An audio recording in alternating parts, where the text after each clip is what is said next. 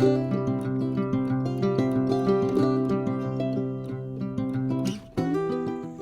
welcome back to Say Mojo Homestead. It's the weekend, so it's time for highs and lows. Let's see. My high was that we were on fall break, so we had kind of more of a relaxed school day. We did do math most days. We didn't do it Friday, but every other day we did. And so that was nice. Just was able to just kind of relax a little bit more. My low was that the dogs caught an armadillo, and I didn't notice it until I saw it, or until I smelt it. Yeah. This is the biggest one they've caught too. This thing Yeah. is huge. It's probably like this big. It's huge. It's pretty big. It's smelly, and it's gross. Needs to be dealt with, Yeah. which it's going to be dealt with as soon as we get done with this segment. Yep. So That's his job. yeah. My low probably will be that. No, but my low of the week was my truck had engine problems, engine failures. So it had to go into the shop. It's okay though. We're gonna get it fixed. Gonna be in there for probably about 3 weeks. Yeah. Not good, but a little blessing in it. It's not my high, but a little blessing in it is a friend of ours is letting us borrow an extra truck that he had, so I will still be able to work, which is a huge positive Yeah. in all of that. So Yeah. yeah. And we don't have to rent a car. You so- don't have to rent a car, correct. My high though was our date. We went on a date this week, went to try out a new Indian restaurant that's kind of in the area, and it was really good. It was really good. We knew that we were in the right place when we walked in, and we were the only Americans in there. Yeah. So today we are going to be talking to you a little bit about the basics of permaculture. We have a spot on our property that just needs some soil health restoration. The soil is not terrible, but it just needs a little bit of extra oomph. TLC. Yes. So that's what we're going to be doing, and we're going to be showing you how we do it. Yeah. I'll put chapters in this one, so if you want to skip ahead to something that you really want to look at, or just kind of see where they are in the video, the topics and stuff, you can do that. Also, if you are liking this, give it a thumbs up. Yeah. If you're finding that maybe you're missing some of them, hit that subscribe button. We've been trying to get about 3 out a week, so make sure you don't miss one. But right now, let's go look at how we're using them today.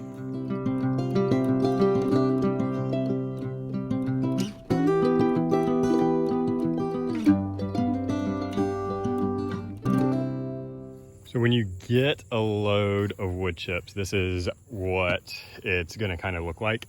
And this is, if I had to guess, I'd say probably around 8 yards is what they were able to bring us this time. Maybe more, maybe less, depending on what it is.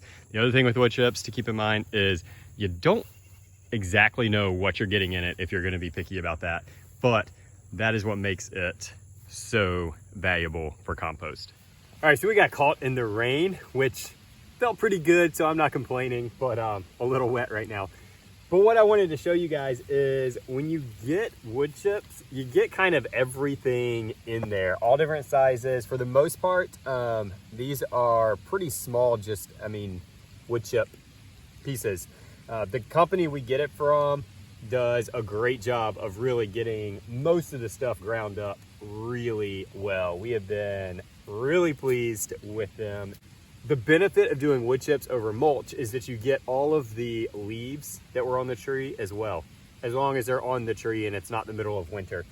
So what that does is gives you a pretty good balance of a nitrogen to carbon ratio, so it allows them to break down a lot faster and turn into some really good, rich black gold or compost. So that's what we're using to pile up and get a good top layer in the orchard to try to revitalize the soil and the nutrients out here.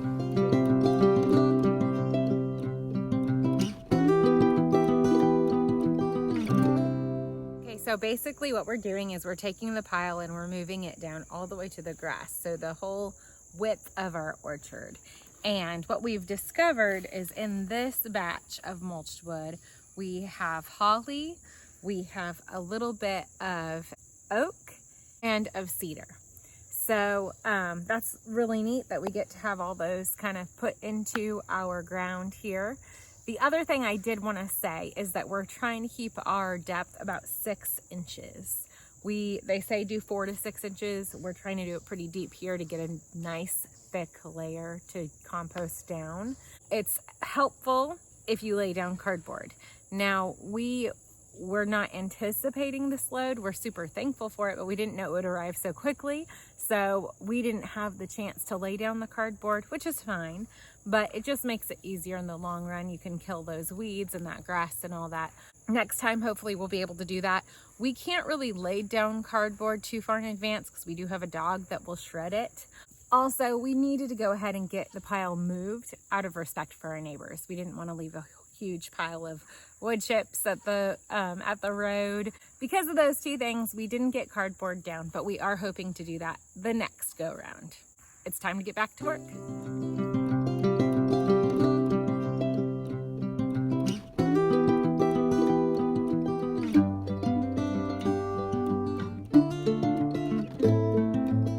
While we're out here working, I noticed something that I haven't seen yet, and I'm super excited. Our goji berries are blooming for the first time. So quick, short little story on these guys. I bought them a year ago, and they got really neglected. They've basically died and been resurrected 3 times. So I'm really excited that they're like alive and maybe thriving. So maybe later this week I'll do a plant spotlight on these guys and talk more about them. But this was a fun one that I added. I know a little bit about it. I still want to learn a little bit more about it. But we're going to get berries off of it. So we are done for the day. It was a very wet afternoon. Had rain showers kind of coming and going throughout the afternoon. So we sort of worked in, around, through, all of the above with all of that. But we got that first load of mulch spread. So really what we're wanting to do is a very basic version of permaculture. And we touched on this earlier, but what permaculture is, what it really means is permanent agriculture, which the whole like no-till kind of mindset comes out of permaculture, but really in the purest form, permaculture is way more than most people do. You know, those people who claim they're doing permaculture. It is extremely involved if you really dig into it. So we are not claiming that that's what we're doing for all you purists out there, but we are kind of using permaculture as our guideline and slowly building to it. And I think that's one thing that with true permaculture, it is a process. Yeah, for sure. Essentially what you're doing in permaculture is you are mimicking what nature does.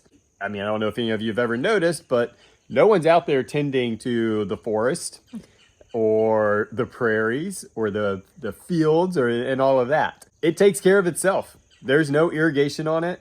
There's no weeding taking place. And so permaculture is going back to that mindset of really allowing nature to do a lot of work for you. And we've mentioned also in earlier videos that out here we really do try to do as much sustainable type stuff as we can because it takes a lot of the workload off of us. Yeah. So today we went ahead and we started phase 1, which is just laying down the wood chips, which you saw. And basically what we're trying to do is really loosen up that soil. There are, all the topsoil was scraped off of that when we were building the house. So it's not terrible out there, but a lot of the microorganisms aren't there anymore. It's really compacted. You can tell it's just not as healthy as like our forest floor. So that's really what we're trying to get back to, is that loose, rich soil that you can find on any other part of our property except for where we built. So that's kind of our goal, so that we can really use it to grow root vegetables and whatever shade vegetables we can underneath the trees. Right. And all of that plays into that permaculture practice. The important thing too to keep in mind with permaculture, like our soil is not horrible structure wise, but it is a denser soil. Yeah. This works for anything. If you've got sandy soil, what it does is it helps to kind of thicken it up, get some substance in there so it can actually hold water. If you've got like really compacted clay soil, it helps to break it up. And so what it does is just basically give you that ideal soil structure that you're looking for that allows airflow through there, all of those microorganisms and that whole microbiological system that takes place in healthy soil. And that also provides food for your plants and everything else. So that's what we're working towards in our orchard area. One last note, I want to give a huge shout out, huge thank you to Alpine Tree Service. Any of you guys who are in the Columbia area, if you need tree work, use them. They are the ones who provide our wood chips, and they have been really nice to work with. Yeah. Yes, really easy. They put the pile right where we want it, and just a great, great company. So yeah, if you're looking for tree service, look them up. So that's all that we have for you today. Hope you guys have a great week. Be blessed.